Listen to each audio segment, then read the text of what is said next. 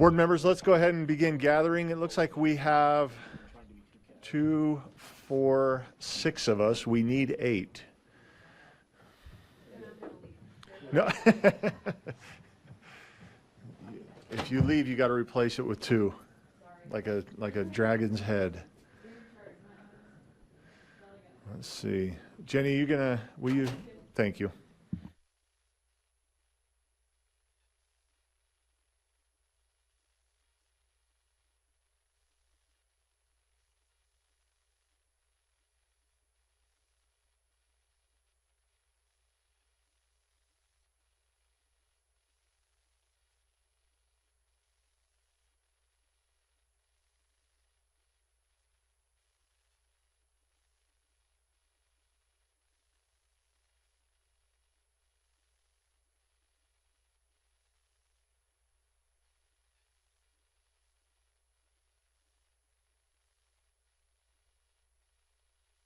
Okay, we have a quorum. Thank you, you two.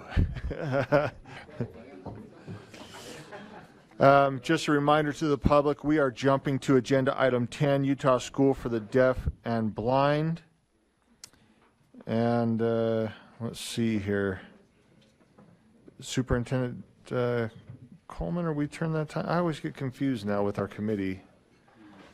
Yeah, I need to just ask Leanne to chair this portion, but Superintendent Coleman, go ahead. Okay, thank you. Thank you very much.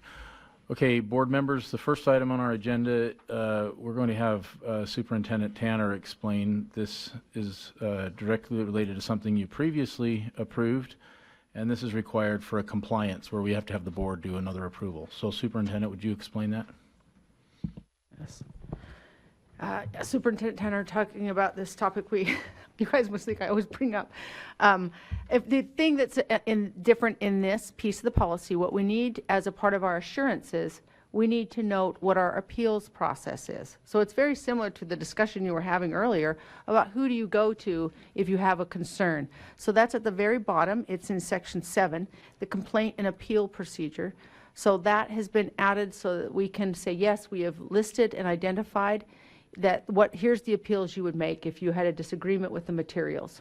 So that's included. And while we were in there, we also included the new language verbatim from the state legislature on what needs to be included. So we took that and updated it with the actual language from the state legislature, and then we added the appeals at the bottom.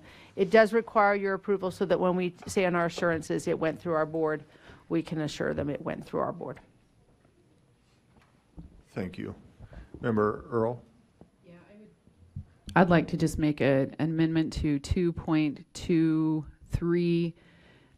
We had in our documents originally medically accurate, and not that we don't want things medically accurate. It's one more step of something you have to do when you get your information. We don't have any resources that we're using that going through the regular process aren't medically accurate, if that makes sense. You don't run across that. But what this is saying is now you have to verify that it's one extra piece. We don't have it in our rule, so it's not necessary. I guess my motion would be just to strike that. It's 2.23. Am I looking at the right thing? You're looking at, yeah, you are. Yeah.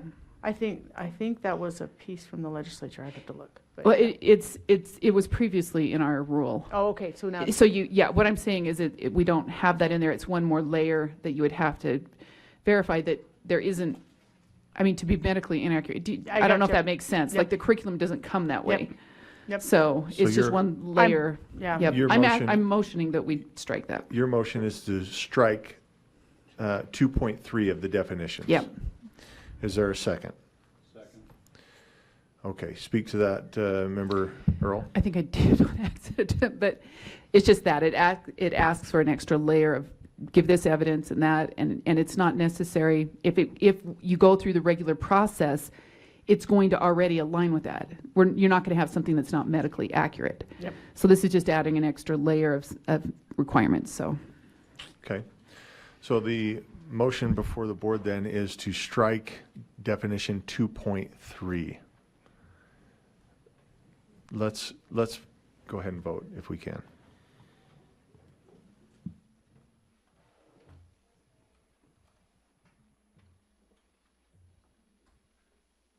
Member Green?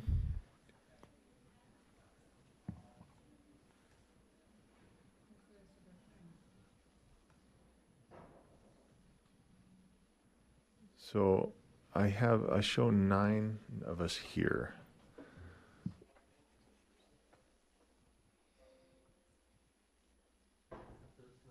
Okay, there's 9. So that motion fails with those that are present. We've got 5 in favor, 2 abstentions, 2 no votes. Those abstaining are Member Lear and Member Brinton. No votes would be Member Wood and Member Bollinger. So there's still no motion. There's no formal motion, other motions before us at this point. I know that, no, it fails. You've got to have 8. Yeah. No, and just for the public's sake, for understanding as well, because there is some unclarity here. It's not the majority of board members present. It's always the majority of the board, regardless of numbers. So, Vice Chair Wood. I move that the board approve health and human sexuality instructional materials policy. The manual, is that correct? Policy. Policy, Policy. okay, There's 2. okay. I'm getting rid of manual then. So the motion then is that the board approve the USDB health and human sexuality instructional policy. Let's vote.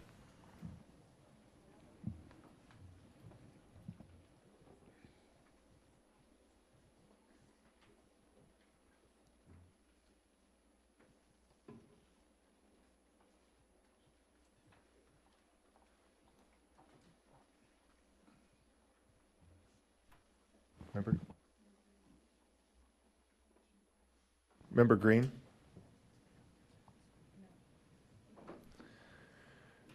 Okay, that seems to, with all present, that passes 11 in favor, 2 in opposition. Those opposed being Bogus and Member Carey, but Member Carey's here. Do we need one more vote? Yeah, so who's our, Member Green, that's right. Okay, math is, we'll get there. Okay, those opposed being Member Bogus and Member Carey. Thank you. Superintendent Coleman. Report from Vicki Summers. Lieutenant Coleman, good afternoon, Mr. Chair and Madam Vice Chair and board members. I am Vicki Summers, the Financial Manager for Utah Schools for the Deaf and the Blind. I have USDB's financial report for the 10 periods ending April 30th, 2025. For these 10 periods, we have revenues totaling $50.66 million, and our expenditures are $51.23 million. This does leave us a deficit of expenditures over revenues of $572,000. After receiving our updated numbers from State Finance this week, it does appear that USDB is going to come in very close at the end of our fiscal year, and there is a risk that USDB will finish the fiscal year in the red. We don't have any solid numbers at this time, and we won't have any final numbers until the last payroll of fiscal year 25 runs on July the 8th. So it'll be that long until we have some exact numbers. The three funds that we customarily report to the board. For our enrichment funds, the balance ending at April 30th, 2025 was just under $802,000. Our donated fund balance at this date was $276,000, and our education foundation fund was at 1.2. The next 2 pages of our report in the packet is our budget status report. This is the detail of the expenditures and revenues that I just outlined in my presentation. And with that, are there any questions on USDB's financial report? We've got Member Reel. Quick question that I hadn't considered before, which is that in regards to the donated funds, that's like in the foundation, it's part of like development, like raising funds, right? Are there some active strategic plans in any way to boost up the development or donations to potentially bring it back out of the red, or at least have a safer cushion for the end of the fiscal year? That might be a question for Superintendent Coleman. Yeah. either? Yes. Great question. So we kind of have two pots of donated funds. One's a very small pot, which are de minimis funds that are donated directly to USDB. And you see that here, it's $276,000. And a lot of that is earmarked for specific things, like someone donated it to the fifth grade class at the deaf school or something, and so it can only be used for that. The larger is the foundation, the Education Foundation. And to answer your question about a strategic plan, that foundation has recently had some new members added, and they're working on a strategic plan. We are actually meeting next week, and they're actually very excited to redo. We haven't had a new strategic plan since the foundation was established a few years ago, and so the answer is yes, not before the end of the year, but yes, that work is definitely underway. Member Davis? Yeah, I'm just wondering if you can just help us a little bit to understand how we got to the point of being in the red, and then I just want to check my understanding, Chair Hymas, what happens moving forward. My understanding is that we move, if we do end up being in the red, which we won't know till July timeframe, then we're going to have to go before the legislature in January and say we're in the red and ask for a supplemental. Is that the correct process? And what are we going to do next year that's different? Superintendent Coleman is going to address that one as well. Thank you. Again, that's the very right question to ask at this point. So in talking with Deborah and Scott yesterday about this, we don't know. These are estimates. We do not know if it'll come in red or in the black. But it's going to be very close. And we've known all year we would be very close. We essentially had to budget to zero. As you remember, this last year we talked about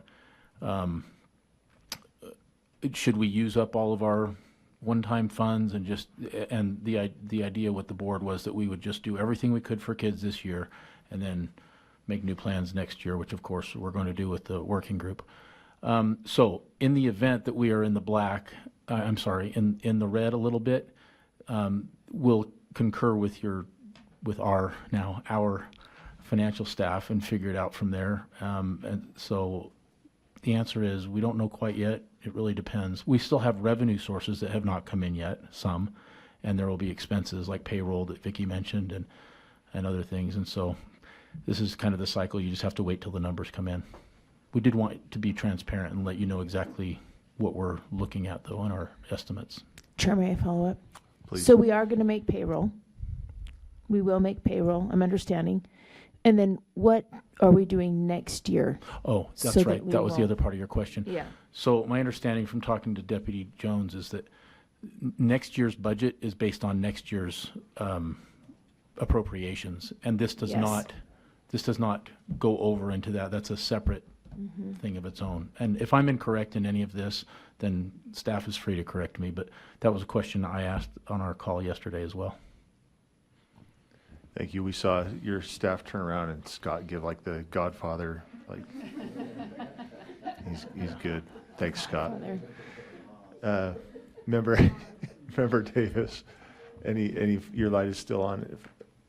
You good? Yeah. Okay. Member Bogus? You're going to have to forgive me, Superintendent Coleman, through the chair. How much is a little bit? I walked in a little bit late. Is it $250,000? Is it 30,000? We don't know yet. It's going to be very close. And so we wanted to say, well, there's a chance we might come in the red, which means less than -$1, right? Or we could come in the black. We don't know yet, but we wanted to let you know, yeah, it's going to be tight like we said it was earlier in the year. And so a little bit, you mean, when you said a little bit, was that in reference to? Well, we keep using the terminology a little bit in the red, and I'm wondering how Well- much is a little bit, because I know your budget is quite large. So a little bit could be $1 million, or it could be 30 grand. I'm sorry. So let me clarify that. What I meant is, if there's a little bit, it'll probably be easier to fix than if it's a lot. But we don't know how much it'll be. I'm anticipating it will be very close, whatever that means. But we like I asked Scott, well, how specifically, and he said, well, sir, there's no, because Scott always says sir, which he doesn't even have to with me. But But it really does depend on our revenue sources that are still coming in and our expenditures, and we're anticipating right now, we're making estimates. When I say we, it's our finance staff, but we don't have solid numbers right now. We just wanted to let you know it's going to be a nail biter. Tight finish, huh? Yes, ma'am. All right, thank you, sir. Thank you. And thank you, Vicki, for your report and the information. Superintendent Coleman, on to the next agenda item. Thank you. Next agenda item is our superintendent report, and I have a couple of items for that here. Where's my notes? There it is. Okay, the first item is, just wanted to let you know, since our last meeting, the majority of our time has been spent on two items. One is finishing up all the great things at the end of the school year, which take a lot of time and energy, and they're very exciting. We had a tremendous graduation, and it was on May 22nd. And so grateful that Vice Chair Wood, in particular, was there to accept the graduates on behalf of the board. And once again, as she's done before, she made her entire presentation using American Sign Language. And what that does for the community, I just cannot overstate how grateful they are for that type of just human thoughtfulness. And I know she expressed that she is not really that comfortable doing that, but you would have never have known that. And it was just awesome. So we had a fantastic graduation, and you as a board were represented very well with that. We're also underway with our two audits, one from the Office of the Legislative Auditor General, OLAG, and that just kicked off last week, and we've already had a couple tours. The associate superintendents went to Springville with them yesterday, as a matter of fact, and we met with them as a group, and then we have other meetings quite soon, starting this next week, where individually they'll be meeting with us, and they're going to be very thorough. And then our USBE audit is also underway, and our now audit team is really been awesome. Like when Superintendent Tanner reported to me today, she used the word awesome, because she said they are getting into every detail and they are accurate. And fortunately, it's showing that our annual reports were accurate as far as student services and so forth. But she said, we looked at the charts that they're preparing and we're like, we've needed this. We need someone who can make these awesome charts too. And so now that we're more tightly aligned with finances, we're hoping in the future that we have the same level of professional graphics and displays, and our data will be aligned, of course, because it will be all our one set of data now. And so anyway, I wanted to update you on those things. Those audits are underway. And then Superintendent Tanner, Superintendent Patton, do you have other items for the superintendent report today to mention? You don't have to. I know you've sent out events and so forth and Yeah. emails, but Yeah, we've sent out the events. We are heavily involved with all these meetings with the auditors, and I do have to say that Kevin John and his team is very, very competent and very thorough, and that's what I was impressed with today. I was like, wow, they know their stuff and they're doing a great job of really digging in. It always feels good when someone cares deeply about something and does a thorough job. So that was what was impressive to me. However the data comes out, it was just, I just would like to say he's a good staff member and his team has been amazing. Should I just use yours? Yeah. I'll just use Michelle's. I second that. I also want to say we have a great administrative staff team as far as our directors are concerned.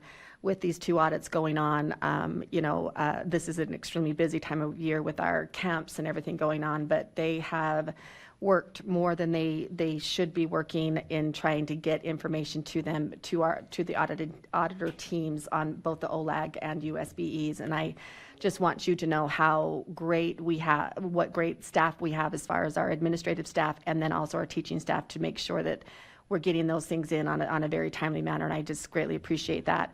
I did want to mention something that was really fun. Right now, we have a group of educators and a couple administrators, and then the rest of the chaperone team from the 7048.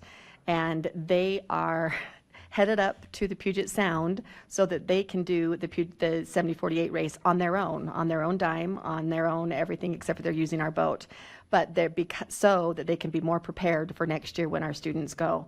And I just want to reiterate, those are the kind of people we have that are working at USDB, that they're going up on their own dollar. They pitched in to do a carpool ride up there, and I've been just in contact with them, and I thought you would want to know that's really quite fun that we have these people that are taking the time off of their job to go up to make the 7048 race safer and more productive and just a better experience for our kids next year when they all go up and do that. So, Thank you.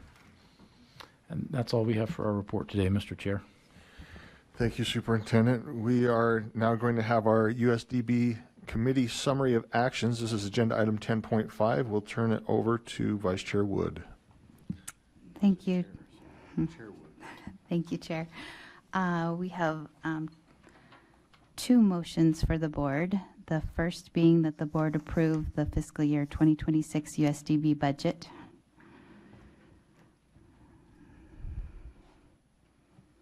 So the motion before the board is that the board approve the FY 2026 USDB enrichment activities budget. Oh, where am I looking at?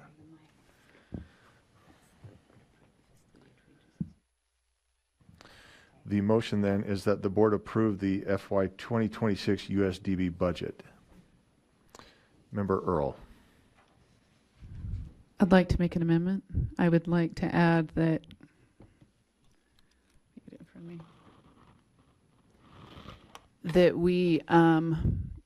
That we include that they can charge for 50% of services for the LEAs below 3%. Do we have, I don't know who's driving. We got a motion from Member Earl that they can charge 50%? 50% flat, not up to, Up to. I would say up to. up Sorry, to that would probably be the right way. 50%. Let's get it on the screen. Will you restate your motion? Let's get it on the screen and then we can open it up.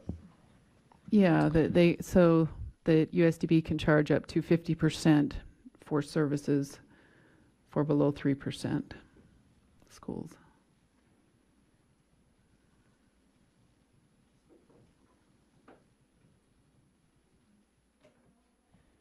Okay. So the potential motion is that the USDB can charge up to 50% for services below 3% schools. Do we have a second? Yes, because I want to ask a question. Okay, it's been seconded. Member Earl, go ahead to speak to that motion. Yeah, almost every one of my districts is impacted. They're below the 3%. I've had quite a bit of discussion with my superintendent. Some of them have budgeted to pay the full 100%, and others a variety in between. The issue associated with that is if they're willing to pay 100%, but we don't have the personnel, which we'll have to let go if we don't budget for that, then there won't be the services. Even if they want to pay the 100%, there won't be the personnel to be there. If you've looked at the numbers, just the budget alone is significant cuts. 25% puts key people, and then 50% allows us to really meet in a very responsible way the needs of those 3% districts. So that's like I said, I've had quite a bit of discussion and dialogue with my districts anyways, around that component. If we don't budget for that, then the personnel will not be there. So then the districts would have to cover the services. We'll be able to meet services that we're required to, but I think this provides, we're still going to have cuts, and which is the responsible thing to do, to go through and really make sure we can budget for things, but this allows that flexibility there. So that's what. Member Lear. I'm not sure who to ask this question of. Maybe Scott, but maybe you guys. I'll just ask it and then we can sort that out. I know this has been under discussion for a number of years, maybe as long as 5, 3 to 5. I'm wondering, and Member Earl says she's talked with the district she represents, but I'm wondering how much of a surprise or how unsettling or how problematic this might be for if we do this as a blanket, just a given, rather than either phasing it in, which has been discussed, or consulting with those LEAs before it happens. So I'm just, or is it, maybe it's something that they're anticipating and will be able to do. So I'm not sure who to ask, but Michelle, is it you or? I think Superintendent Coleman Or would Superintendent like to Coleman, I'm respond to sorry. that. It's okay. He was hiding He's, that, he's yeah. still here, I yeah. forgot about it. No, it's okay. Either anybody who could help me with that, because I don't want to spring something on 100, well, it's not, it's just the districts. I think it's not charter schools too, is it? Yes, it is. So I don't want to spring something on 160 plus LEAs that hasn't been contemplated. Yeah, thank you for that question. We started in October talking to the LEAs, these smaller LEAs that would may be affected, in preparation for the legislative session, just to be transparent and let them know the general lay of the land. So it's hard to give a specific answer to your question about how they would feel, because they is 160 days. However, they're aware of this and have been for some time, and we've met several times. One time, even on a Zoom, Vice Chair Wood and I met with the LEA heads and their business administrators that were invited, and this Utah School Superintendents Association. We've had a couple of different discussions about this, and so they know that we could not give them any answers. What we told them was that it may happen. We're going to do everything we can to minimize the cost for them, and this is all just for this year.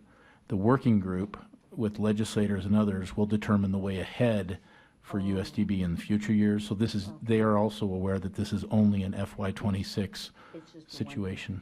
Yeah. Can I just follow up briefly? Follow up, yes.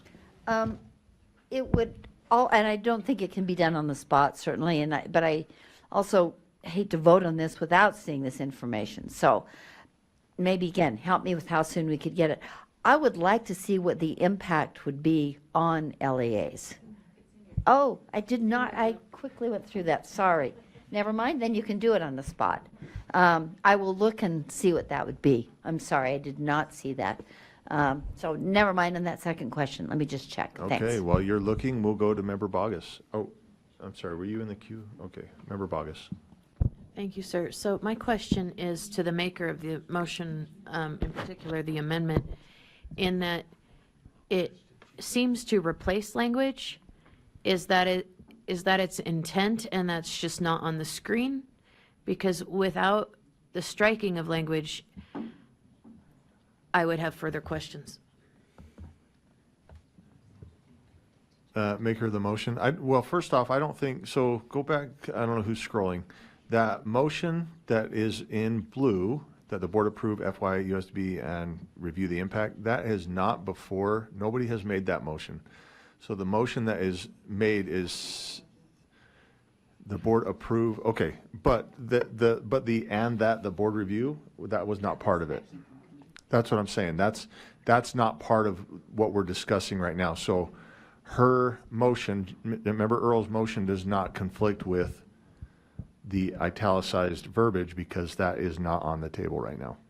Okay, so am I clear that the committee made and approved a motion and then that motion was not brought before the board? I defer to Chair Wood on that one. Oh, but so the motion from committee was that the board approve the fiscal year 2026. And in addition, that we would be bringing the impact to the board, full board, to look at a potential of charging our small LEAs. Have we done that? It's in your backup. That's what I thought, okay. Yeah. So that was the two parts, was we would bring the motion to approve, and that you would also look at the impact of what it costs. And then the new motion is that we would approve the fiscal year 2026 with the ability for USDB to charge up to 50%. So this is additional language. This is and. Okay. Yeah. That answers my question. Thank you. Thank you. Member Earl? Yes. Oh, yes, sorry, I didn't know if someone else here.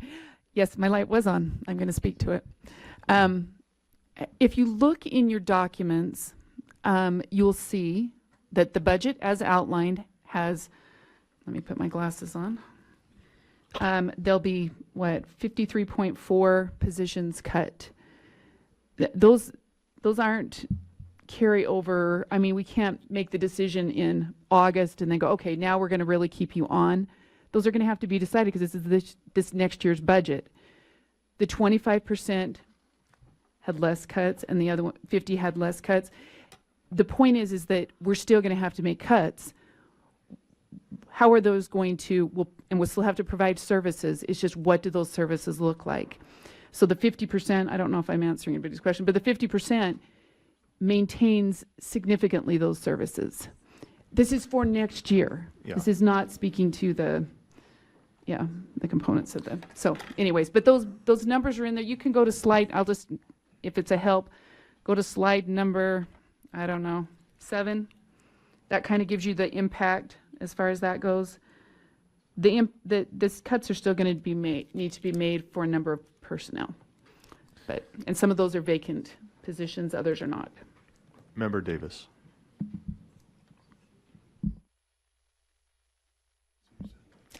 I think that's a really important point that you just said, because I think it got communicated earlier or understood earlier that there wouldn't have to be any cuts if we charge the 50 to 25%, but there still will need to be cuts because you're only paying for half of a person or a quarter of a person. And my concern has never been asking for some contribution from the LEAs, but my concern at this point now is timing. Because we've got, I mean, I know we need to make decisions for next year, but we also don't know what we're dealing with our final numbers here. But the bigger issue is we voted at one point to have a working group add to this decision. Now, legislatively, they've said they want a working group with these certain stakeholders to contribute to this decision. So I don't want to make this decision right now and say, it feels like it just gives an illusion of freedom to that whole entire working group that we have to put together. Because they'll say, well, you're saying this is just for this year, but you've already decided how you want to tackle this. So it's an illusion of freedom that isn't really there, in my opinion. But can we hear from our finance team, just who's been working so closely and with Vicki combined, to get a feel for the repercussions if we were to do something like this now or to wait until August, and from the team, and if this is the best way to move forward at this time, or if we do have time to let the working group do its work and come up with this or something akin to the charter account like Deborah had suggested in the past, or other ideas that could come forward. Can we hear a little bit about that with timing in mind? I believe, Scott, she's asking you. Yeah, sure. So we're one team, Deputy Superintendent of Operations, Scott Jones. So to Board Member Davis's point, Chair, we have been working together. If I understand the question correctly, you know, can you proceed with this action item? Absolutely. The key takeaway from today is Vicki did a good job of telling you, the board, that there's risk out there, right? And then depending on how we close could have second and third level effects on how we start next year, right, with the budget. That doesn't mean you can't pass a budget now that could be subject to amendments, you know, based on what we know when we know it and how accurate it is. Her telling you this today is right in line with the Budgetary Procedures Act things, so that we've identified to the governing body that, you know, there's risk here. You can proceed with setting the budget, but to the point about where all the work has been done internally with here, we still want to empower or enable, or whatever that is in the positive way, the working committee that is I believe statutorily required, right? Yeah, so they can still work even if you do this thing on, because we would provide them the information and move together towards that solution. So does that help answer Board Member Davis's question? May I or- follow up? Yeah. I guess so. What I'm looking for also specifically, are there any repercussions of doing this now? Because we're saying Well- this would be a one-time expenditure, and what I heard Ben Leishman say in committee is part No. of the reason we're in this problem is that people were hired with one-time monies of carry forward. So are we going to hire ongoing salaries with one-time funds with this one-year term solution pending whatever else happens in the future? Well, so that precisely, Chair, is what I would recommend flow through that working committee. Ultimately, it's going to be the superintendent's decision on how to proceed, but that's what I mean. You can still work through that with the working committee and don't do any hiring actions until we will know eventually what to do it. So, and so will the working committee. So yes, you can pass the budget, but that doesn't mean you have to start taking action on the budget until after the working committee is. But what about Let's do it. charging the 3%? That's what the motion we're talking about now. Right, so, or that as well. You don't start charging until you know for sure how much you have to charge and how much you have to do that, which the working committee can help do that with the support on the thing, so. So last clarification, this is just basically saying that the same thing we already said in rule, Yep. which is you can do it if needed once we get the working committee going and decide. It's not saying we are doing this right now to hire people. Right. But I'm seeing them shaking heads no, and you're well, shaking I'm yes. saying right to they're shaking their heads no. Yeah. So No, we're I'm saying the seeing, yeah. same thing, but yeah, Everyone shake sorry. the same, I'm not please, saying no. right to you, I'm saying right to them going east and west on the head shake. Okay, Yeah. thank you for Right. clarifying. Sorry about that. So, but if we vote yes for this, it doesn't mean we're doing it. It means we're just saying what we said in the rule. It's a possibility. Right, you're passing a budget, but all budgets are estimates and are based on decision-making processes that need to occur in the future. When you adopt, what the legislative estimates are, they're just that, they're estimates, right? And then as your staff, we're the ones that need to come to you and say, well, we're following the budget, we're following the direction of the board, we're doing those, that's what you can accomplish still with the working committee. Okay, So, I'm so sorry, Chair. Can I last follow up? One last. Who will make this decision? If we pass this today that we can charge the 3%, does that mean that it goes straight to Superintendent Coleman, and whenever he deems necessary, he's going to charge the 25 to 50%, or does that come back to us, or will that go through the working committee? What's the process from here? If I'm reading this motion correctly, Scott, tell me if I'm wrong here, that's up to the superintendent. This motion says that the USDB may charge 3% or lower schools up to 50%.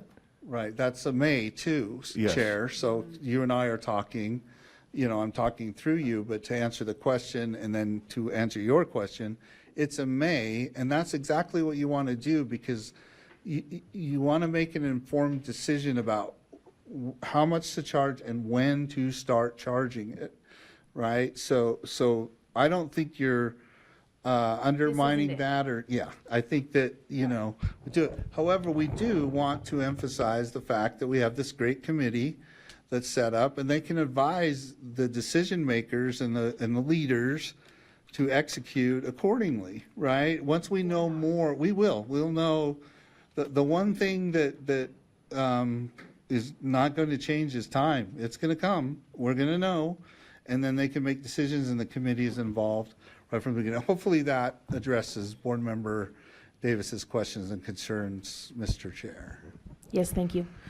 Thank you. We've got quite a lineup here. We've got Member Carey. I'm in the queue. You can't see me, I'm sorry. Member Earl, Member Booth, and then Chair Wood here. So Member Carey. Thank you, Chair. And if I may direct this to Deputy Superintendent Jones. So you said, there's important questions. One is, how much to charge, when to start. My third question would be when to stop.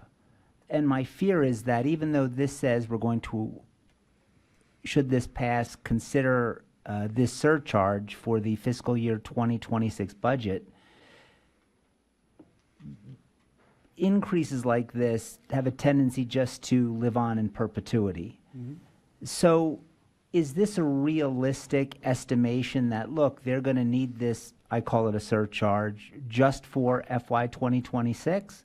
Or is this just to say, we know we need it for 2026, we may need it for 2027, 2028, we don't know, so we're just saying 2026. So I'm going to ask what you said you couldn't do, which is predict the future, but the best estimate, is this going to be a surcharge that we will need to impose? I have one district that's not affected, I have another one that is. How long do you anticipate the surcharge being fiscally necessary? Thank you, Chair. So, Chair, I do anticipate, to answer the question, that it's fiscally necessary in FY '26. How much? When we start, that still remains to be worked on through the committee. So then, as part of the monthly budget process, through monthly budget report process, USDB can update you on the revenue that is generated from that, if they, it's a may, if they decide to do that. Meanwhile, in the interest of what we call in accounting terms or budgeting terms, the out years, 27, 28, 29, we all need to work with the committee to help make recommendations to the legislature on what right looks like. And I really do believe that if we trust the process, it will actually work out. I really do. So, but I cannot guarantee anything. I'm subject to all the whims of the economy of, there's things I don't know as far as, revenue. The legislature has to make decisions for the wider concern of the state and those types of things too. But I do feel confident that for at least 26, we at least need to have the capability to generate revenue from that source. What differences it'll make as far as how many positions, those types of things, I would just ask for, an abundance of caution of committing to, well, we won't have to cut this much, or we'll have to cut this much. That will come. It will come in the next 30 to 60 days, probably July timeframe, when we have a better idea of where they're closing for fiscal year 25. So, but good on them to identify to you the risk, and now we can get into the committee work and the decision-making process. So I don't see the passage of this motion to it. Did I answer Board Member Carey's questions adequately, sir? Chair. Yes, you did. Thank you, sir. Just my comments here, I'm going to speak in opposition of this motion here. We have made a motion months ago that took the 3% out of the equation. That we said, did we not? We said we can charge schools 3% or less. We made that motion a couple months ago. This here, we're in a predicament here, and Member Carey kind of asked the question here, and it's been discussed here. Like, we don't want this to be ongoing. We look at the results here, 50% still doesn't get us where we need to be, and that's just a general throughout the state. Some people may need to pay a little bit more in order to get out of this by next year. My recommendation is that we stay where we are. We've already messed with the 3% or moved it so that we can charge them. And then January or whatever that fiscal year ends, we go back and we put that rule back where it was, and Superintendent Coleman has 1 year to figure it out. And unfortunately, some LEAs are going to have to pay a little bit of money. Some are going to pay 20%, some are going to pay 0%, and some might have to pay 70%. But for us to put a cap on it, in my opinion, all it does is it makes it more probable that this might be ongoing. So again, I think Superintendent Coleman and his staff understand the needs of what needs to happen. They understand the mess that they are in, and they also understand what needs to happen in order to get out of this mess. And so I want them to have the ability to do that. So again, I speak in opposition of this motion, ready to let them do the work that they've been charged to do. And then hopefully, at the end of the year, look back and fix our 3% rule. Next up is Member Earl, Member Booth, and then we have Chair Wood. Let them, I have spoken once, I'll speak again in a minute. You've spoken twice, if we're keeping I track. have spoken twice. But we're always happy to hear from you. So you're deferring Member Earl, is that right? Yeah. Okay, Member Booth, and then Vice Chair, or Chair Wood. I want us to be hopeful. And I certainly am grateful for the work that is being done, that has been done, that sheds more light on where we are, as difficult as it is to accept the fact that we are where we are. As the working group proceeds to find solutions, and I hope that they will attack this, those of you that are going to be serving on that working group, that you will come in ready to roll up your shirt sleeves and discover some solutions. I recognize that the big challenge here are the teachers, and they are not easily found. And when we start jerking them around and saying, oh, we don't need you this year, but we're going to need you, but stick around because we're going to really need you soon, because we already need more than we already have. We need to have 20 something more people than we already have, but we're going to continue to go without those 20 plus people, and we're going to lose some others because we don't have money to fund them. But please don't leave, because we've got kids that are in need. And so we've got these children who are going to have some kind of a diminished educational experience. And I know that people will step up and do everything they can to make this work for this very tight, difficult year. But I'm just we've got to figure out, along with what are we going to do financially, and what is the timing for all this, how do we minimize the negative impact on the education of these children and the stress and anxiety of the parents who will be involved in this process, concerned about their children. And I'm concerned about, I resonate very much so with Matt's suggestion that we don't know, and to set a cap of 50, we may have to charge more in order to meet the needs of those kids. And I think that the parents would hope that we would charge more to meet the needs of the kids, rather than just cutting back on services that are already strapped. We just cannot, in good conscience, just vote, we approve this, and now deal with it.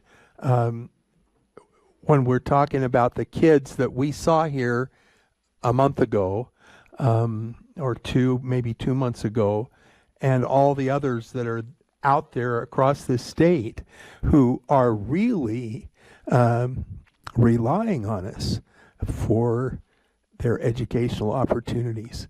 And I know you all know this, but let's not lose the child and their adoring parents who are so concerned for them as we're trying to figure all this out. I know the reason that you're spending all the time, we've all got good hearts, we all want to make this right, but we got to understand that our superintendency here in our Utah Schools for the Deaf and Blind definitely have got some fancy dancing to have to dance around this, and to keep teachers on the line, and to figure out how they're going to let which ones go for a short period of time until we can find the funding to get them back up to speed, and then how we deal with the incredible growth that might be coming along in just a few weeks.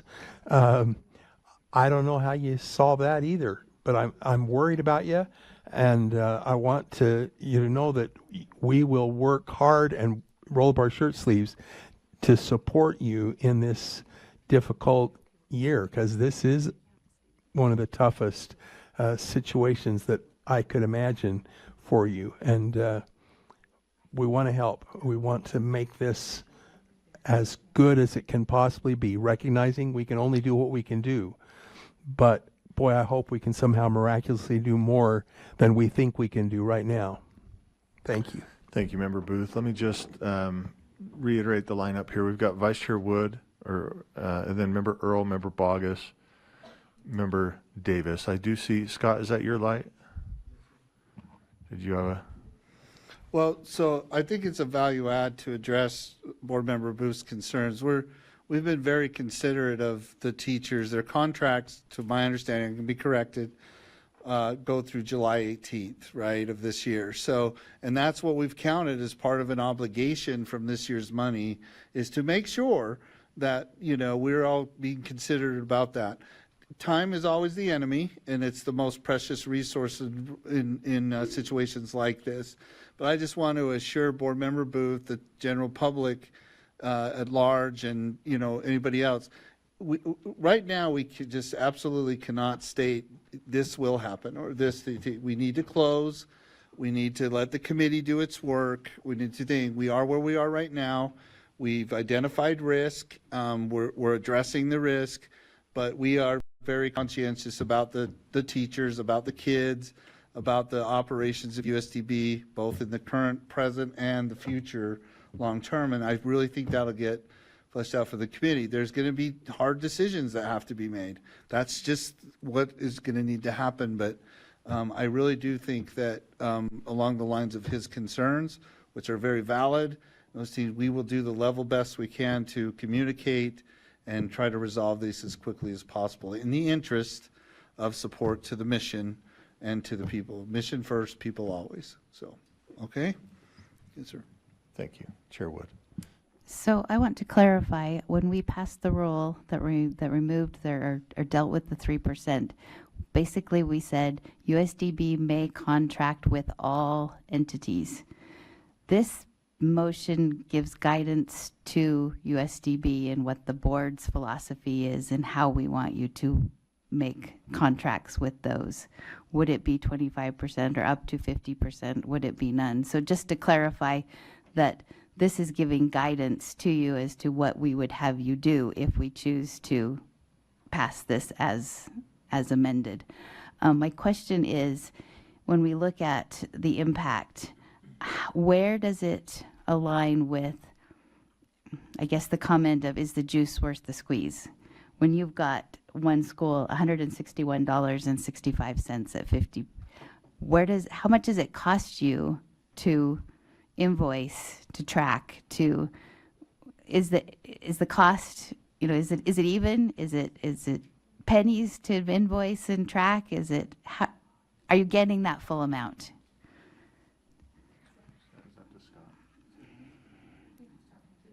I'm talking to those that have been doing the invoicing. Oh, okay. Good question. And we have looked at that as far as, you know, our charter schools that we might be, we've gone through and we've looked at how many FTEs or a percentage of an FTE is going to a certain district or a charter school. Obviously, that's going to vary. There's going to be a lot of variation in those schools.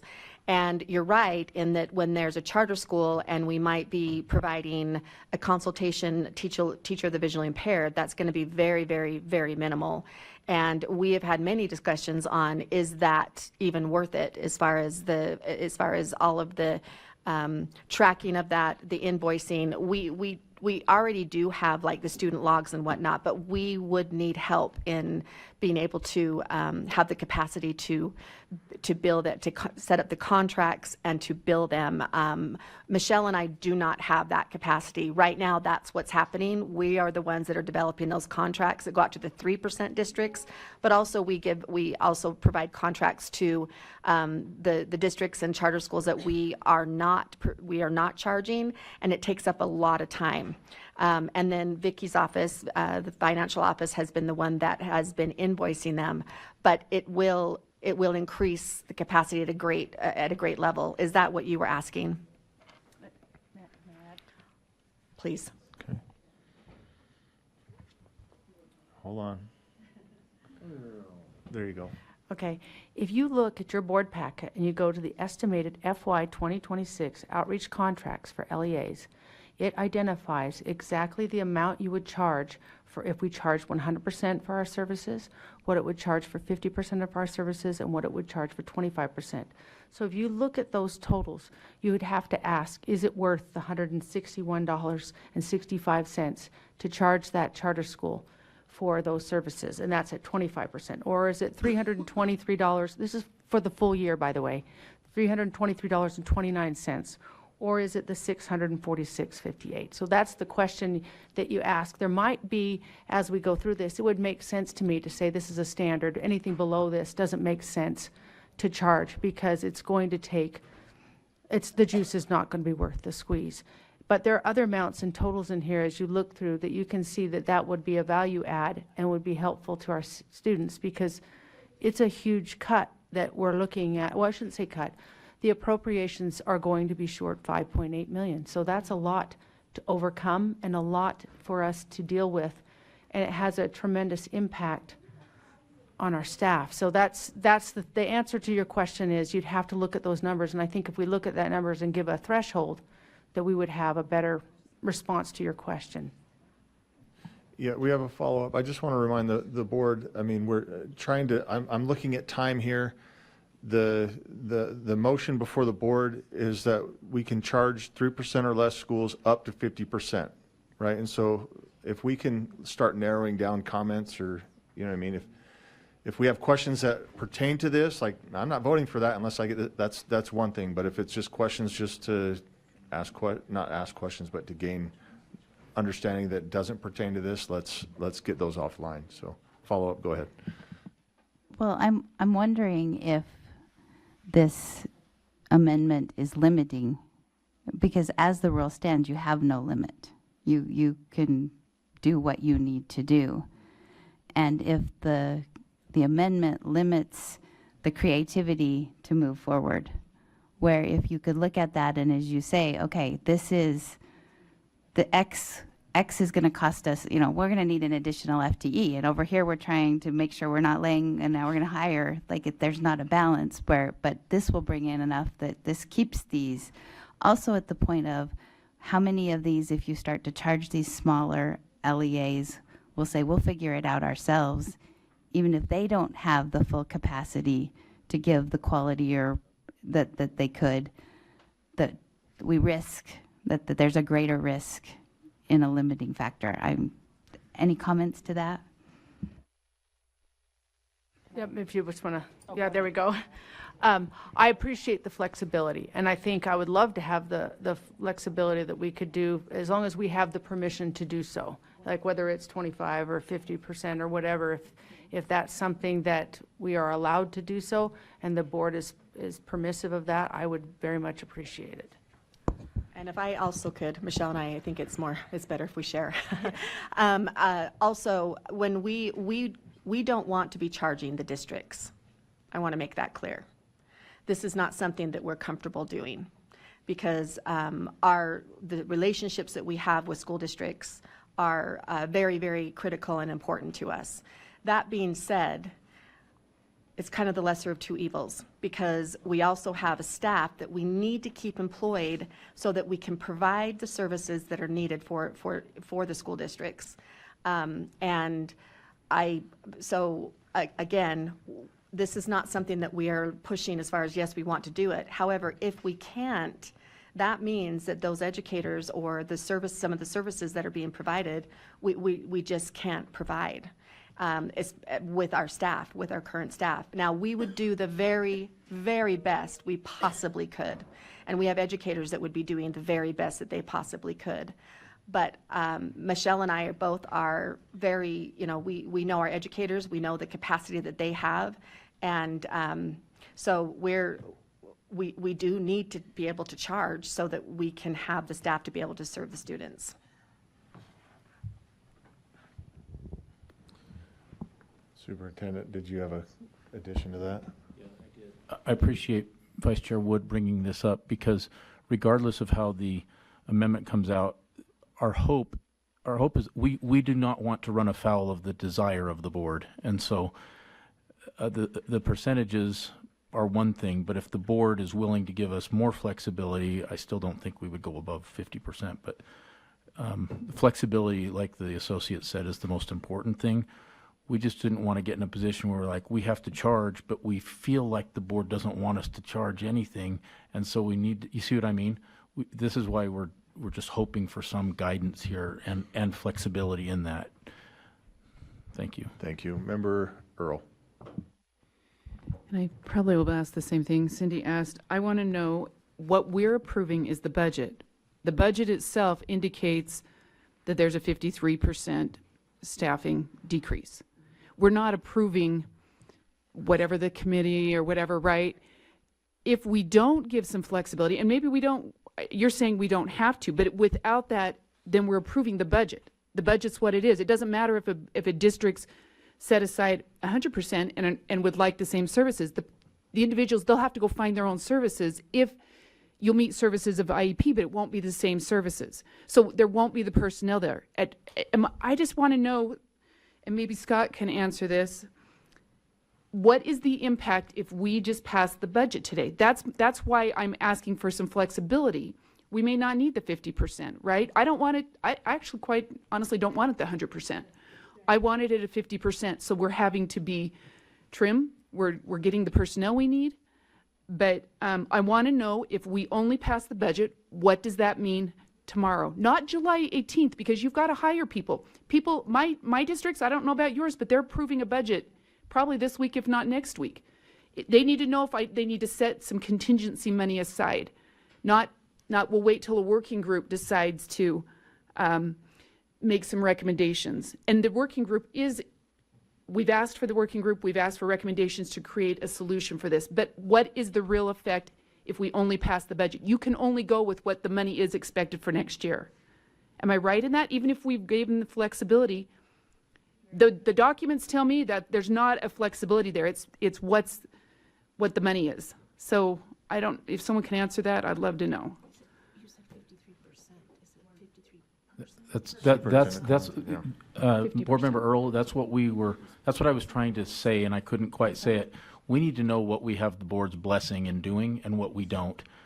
And if the board rule already allows us to charge where needed, we are going to charge the very, very minimum possible just to get the students served the way they need to be.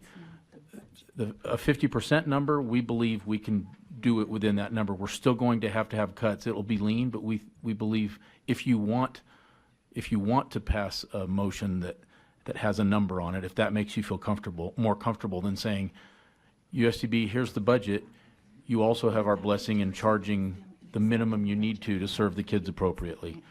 I don't know if you'd even be comfortable with that kind of a motion, but that's where our mindset is. We just don't want to leave here today where you say, here's the budget, you can't bring any additional revenue by charging districts. That would be the biggest problem of all. We've got Member Bogus. Thank you, sir. So I have a statement and two questions. One is, I've heard a few times the reduction in services, but I don't think that's actually legal.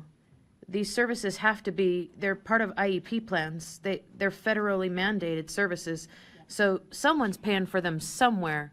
They just may not be coming from USDB. Truthful. Okay. So I think we need to make that very clear. The kids are going to get served one way or another. Like that's important for me. So I guess my second question would be, I'm trying to think of how to articulate this.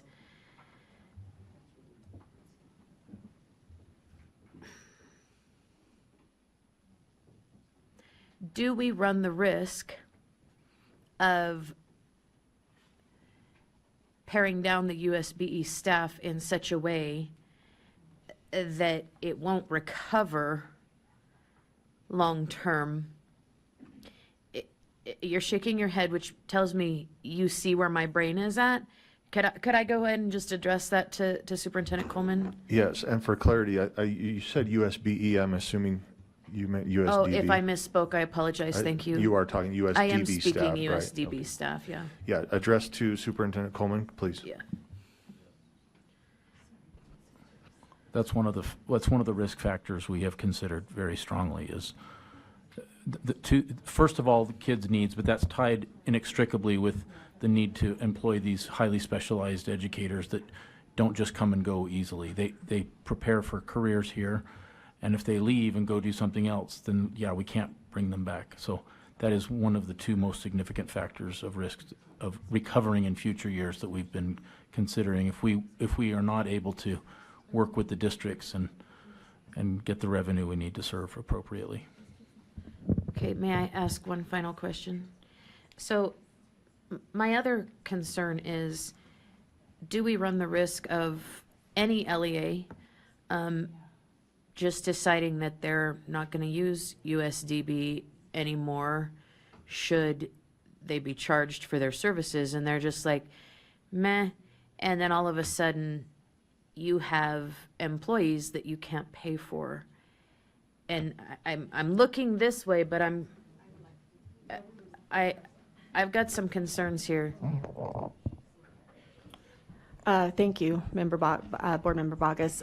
So back to your initial questions, as far as we are obligated on IEPs, legal obligations on IEPs. And we have signed on as USDB representatives, so we've obligated funds for USDB. It does fall back to the districts to be able to, for them to provide those services if we cannot provide those services. That being said, a lot of these districts can't provide those services because they've got 0.3 of an FTE, or they've got 0.7 of an FTE, or they've got, so it really isn't feasible for them. So it puts those districts in an extremely difficult position. If yes, they 100% could say, yeah, we're not going to contract, or we're not going to pay for those services at 50%. But then they're in a really bad position as well. So Michelle can speak to that as well. I just also wanted to also address Board Member Earl's question as well. We have to stay within our appropriation. Yes. So in order to stay within our appropriation as it is outlined, we would have $5.8 million reduction what we're used to, right? That's why in slide 7 you'll see there's 53 positions that would have to be eliminated for the year. Not all of them are vacant. So that's people's lives, and those services to children would not have it. Now, we did everything we possibly could to avoid any IEP-related cut, but it cuts into the bones. We're back into the bones to get to that full 5.8. Hence, the reason to be able to charge allows us to continue those services throughout this next year, as I hope and pray that the working group is able to address a long-term funding mechanism that resolves these issues. I think there is so much more vast work that needs to be done with that. So even if we did this as a one-time thing for this year, it would be my prayer that they would have a long-term mechanism solution.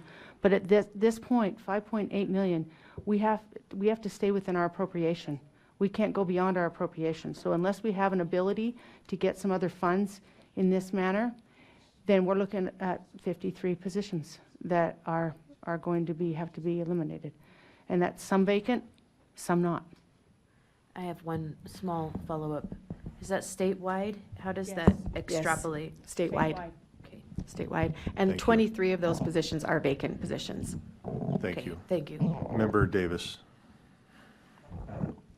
So my understanding is that if we pass the motion without the amendment, it's basically saying, this is our budget. This is our budget. We're going to be down 53 spots. Even though in the rule we said you can charge up to this amount, we're saying we're not going to, because we're passing this budget right now without any kind of addendum to it or amendment. Is that accurate? I don't think so. Again, I'm looking beyond the deputy superintendents at Scott, who just sighed and turned around. So Scott, can you clarify? Or Deborah, either one, yeah. Because those are solid numbers. I mean, Deborah's nodding, but I don't. Yeah, you better. Does the rule trump the budget that's voted on, or does the budget trump the rule because we're saying we're not going to use the rule? Or here.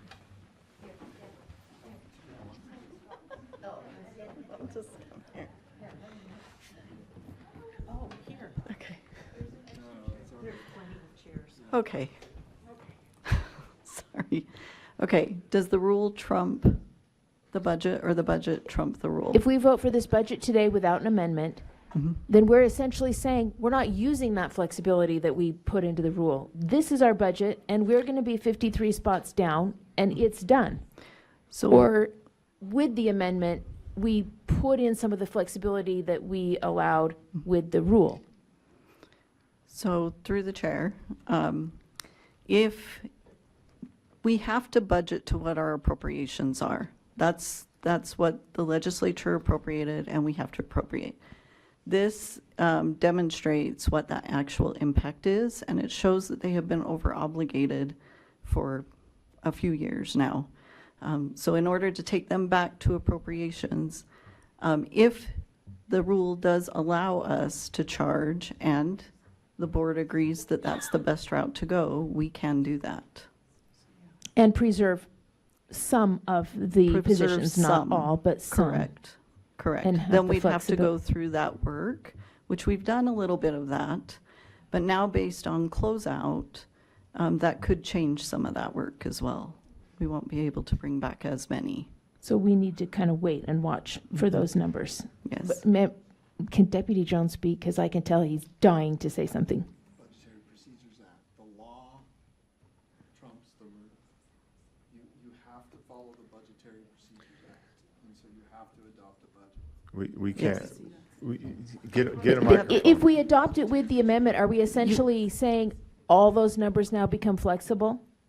Because we could infuse, Always amend the budget. The budget, yeah. So what Deputy Jones said is, we amend in August if we decide ultimately to use some of this. well, so you No, have but a little bit of a but you can pass this complication. now And then amend the budget in August. There's a little bit of a complication. So to Deputy Jones's point, we have to follow the Budgetary Procedures Act, which is law. So we budget to what we are appropriated. The other piece of this is in order to charge the LEAs, that comes through as the funding source of dedicated credit. We are only appropriated $5.1 million to be able to collect from the LEAs. We cannot collect more than what we're appropriated. So if we're going to charge the LEAs, then it's likely that we would have to go to the legislature for a supplemental to increase that dedicated credit Because the level. fee schedule, No, access code, or, not the fee schedule, it's the funding source, it's the funding source that was appropriated. okay, Okay, thank you. thank you. Member Bogus. I'm sorry, I just want to clarify, probably through Superintendent Coleman. These FTEs, we're talking instructional time, drive time, prep time, all of the things that an itinerant teacher would consume in that space. So when we're talking about FTEs, we're not talking about instructional time to the 8-hour-a-day thing. We're talking about like 4 hours of instructional time and a lot of stuff that's built into the very complex infrastructure that is the service delivery portion of USDB. Yes, when we charge a percentage or a full FTE, it includes the instructional time, it includes all the time that FTE has to be dedicated to serving that contract, which would include travel, prep time, and direct instruction time. Thank you. Thank you. Member Brinton.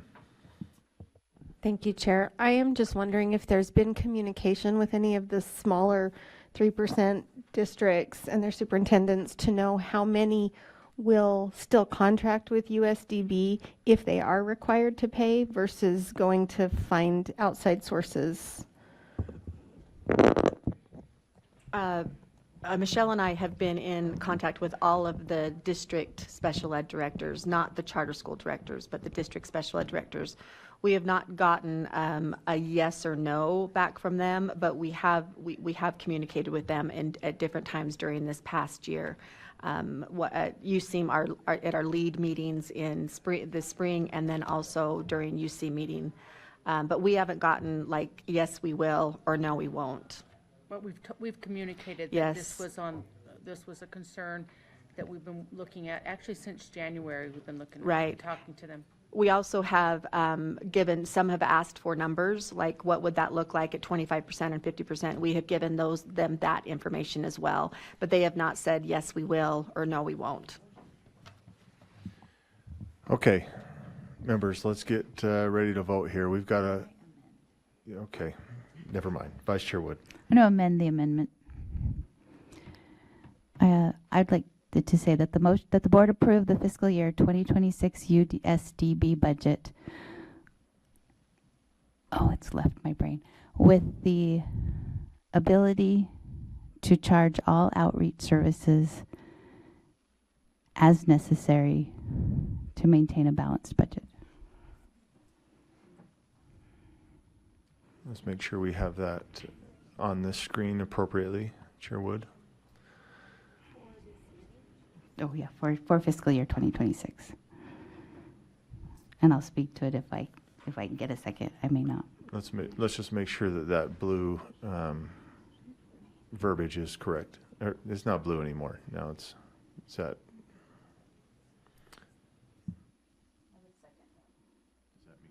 Mm-hmm. So the amendment is that the board approve the FY 2026 USDB budget with the ability to charge all outreach services as necessary to maintain a balanced budget for fiscal year 2026.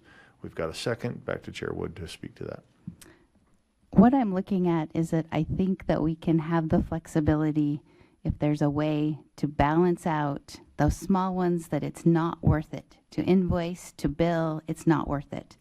But if there's some that it is, and we've looked at the numbers, we looked at the sliding schedule, that just that ability to work within it. And I think that the initial amendment just put some caps and some structure there that I'd like to see you have the flexibility to look at. I know you're going to charge as little as needed, and what's of value to you that you're not going to need additional employees to make it work.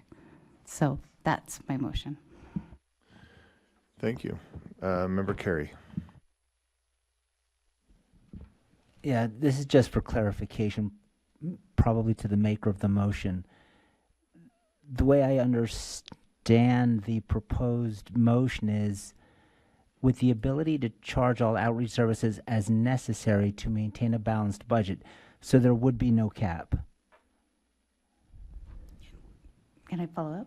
Yeah. So if you look at the initial, there's a $5.8 million under budget, right?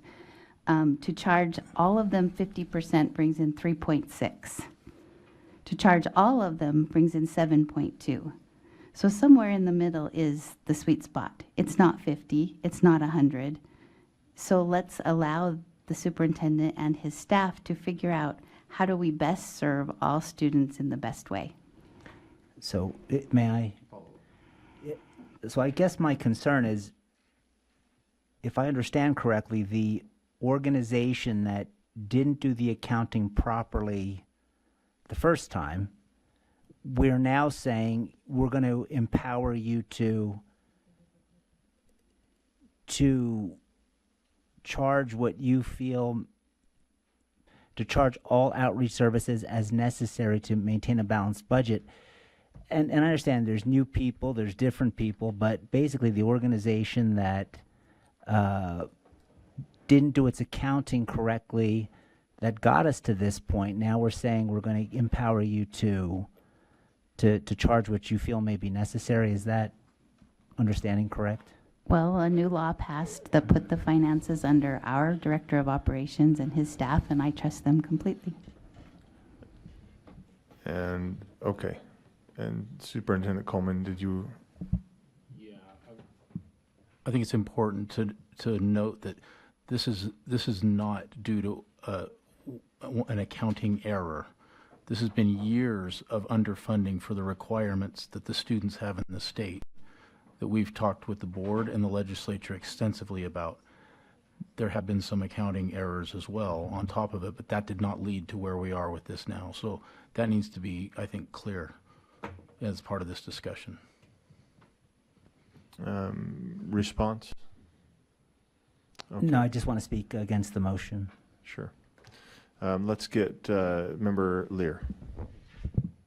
I don't know if you intend this with this motion, Leanne, but does this include the possibility that some LEAs would be charged 50% and some would be charged 10%? And that worries me both as a philosophical equity issue and also possibly a legal equity issue if students in San Juan get a different opportunity for services than students in Salt Lake. Well, we have been at this point charging inequitably, right? We've charged the 3% districts and not charged below. So this would be, if you looked, we have and I don't think it got attached, but it's something that came out in October. There was a sliding schedule where it was by number of students. And so it was, we've had our 3% and then it was the 1%, or I'm just, so that's what I'm looking at, is that if you're under a certain dollar amount that you owe, it's not worth it to invoice that dollar amount. Yeah, no, I And understand. so, does that change how we've already been doing it? We Well- already said, well, we were okay with this group being made and this group not. Are we okay if that group decreases? And I mean, I can't make the kind of the sophisticated or the technical argument I really want to make on the fly like this, but I think you could justify, we could justify why we were doing it previously, why it was being charged that way previously. It kind of a economy of scale to some extent, but I don't think they necessarily would do it intentionally, but I worry that it could end up looking like, I worry that it could end up being discriminatory if they have this much flexibility, because that's not going to be their concern. They're not going to be looking at not just fairness, but racial equity or those kinds of things, and yet it could end up being inequitable as applied. And I'm just voicing that concern. I can't even figure it out right now, but that's what struck me when you put this much flexibility into it. If you said something like, if it said something like outreach services as necessary, I don't know. It seems like you could put some limitations on it without putting that much flexibility in it. I don't know. That's just my concern. I don't know enough about the students and where they are and what kind of services they're getting now to know exactly how it should read, but it just strikes me as concerning. Would a based on services necessary or student count, does that help or is that not help? And if not, vote no. This is just my idea of how do we give them flexible. If it fails, it fails. I like that. No, I don't disagree that's one way, definitely a reasonable way to go. I'm just concerned that it might lend itself to more inequity than we have now, and then that has concerns legally as well as, like I said, philosophically. So I don't know. I'd almost be more comfortable with saying, 25%, or I'd rather go higher for everybody with a student count over, something like that. I don't know. I can't figure it out that quickly. What's that? Yes, I would support the working group figuring out something with a concern for equity. I just don't think that's that wouldn't be, and I'm not saying you guys don't care about it. I'm more saying it's kind of beyond what your responsibility is. Yeah. So if it were left to the working group who could look at those issues more intently, I would be more comfortable with that. So we have an amendment to the amendment before us here, and that is that the board approve the FY 2026 USDB budget with the ability to charge all outreach services as necessary to maintain a balanced budget for fiscal year 2026. I think we can vote. I see your light, Michelle. You want to, okay. Appreciate it. Thank you. I was going to address your question.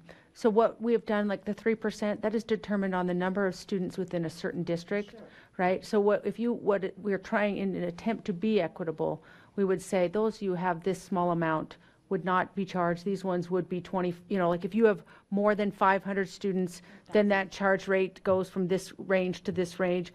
Right now, the threshold is set at 20,000 students or above are the 3%, and those are the ones that are charged. You could do something like 20 to 10,000 is this rate, 10,000 to 5,000. I'm just saying these are ways in which she's talking about a sliding scale as you could determine rates and amounts to be equitable to those smaller districts who do not have the budgets to really accommodate this kind of a ask. That's kind of a thing. I know we're belaboring this, but just. We are, yes. Nobody can hear you offline. There you go. Oh, I'm There you sorry. go. I'm not so much concerned about small districts versus large districts. I'm worried about what it would look like if certain small, like if certain small districts, that you're in San Juan, you're going to have more Native American kids. You just are. And you're going to have more low-income kids in Salt Lake. And so is how you're charging, meaning lesser services for certain kids or, That would be an IEP team's decision. Yeah. We would not, it doesn't go with anything. it doesn't, but would it, Nothing to do with that. It can't. I know it can't. I'm just wondering if unintentionally it ends up looking like that. And I don't know enough about it to know if it's an impossibility or improbability or, And we're happy to talk to you. yeah. Okay, we've got, So anyway, thanks. thank you. Member Earl? I'm voting against this. When we had this before our committee, I wanted to know exactly what 25% looked like, what 50% looked like. I don't know what this looks like. And for me, I think there is some accountability for, different things. This is clear to me. I know broadly, right? We won't know till numbers come in. There may have to be some fluctuation, but at least we've got an expectation going out and at least some clarity, right? And maybe even some of these districts may not have to be charged based on what you're saying, but at the same time, we have a staff understand, right? We know kind of where it's going to fall. I don't know what this means, and that's where I'm uncertain with that. And that's why we asked you to do the deep dive on that, so we had what that looked like. And I appreciate you doing the work on that. Okay, so the motion before the board then is that the board approve the FY 2026 USDB budget with the ability to charge all outreach services as necessary to maintain a balanced budget for fiscal year 2026. Let's vote. Member Green is a no. Thank you, Member Green.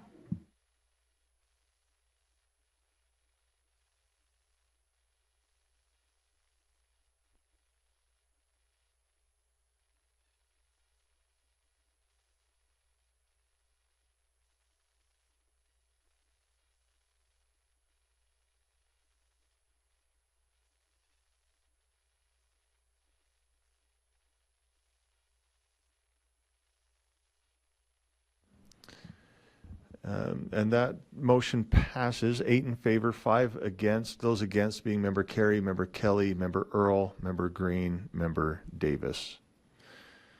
So, okay, where are we now?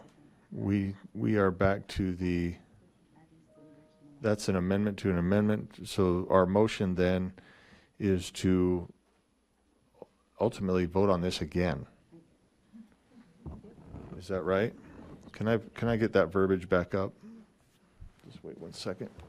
Okay, so the final motion for this item would be that the board approve the FY 2026 USDB budget with the ability to charge all outreach services as necessary to maintain a balanced budget for fiscal year 2026.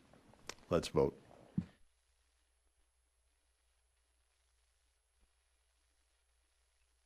Member Green is a yes. Thank you, Member Green.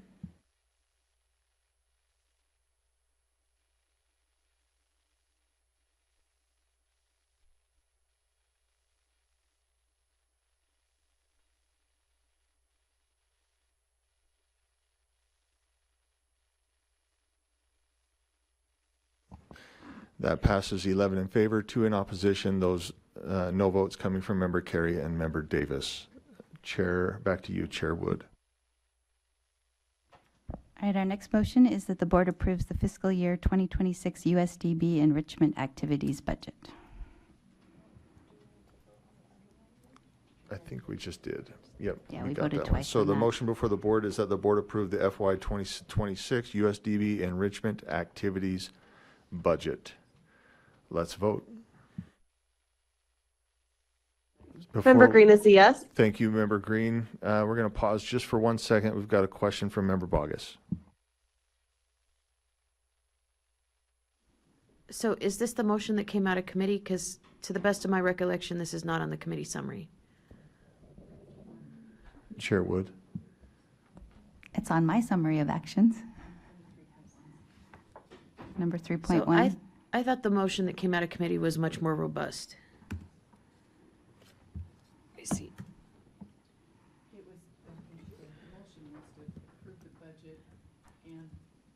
Member Earl. No, they were separate budget. They were separate items. Oh, they were. We didn't, yeah, but yeah, sorry. Yep, it was. This is the motion that came out. So the motion that came out of committee and is now before the board is that the board approve the FY 2026 USDB enrichment activities budget. Let's go ahead and vote. Member Green, are you still a yes? Yes, thank you. Thank you.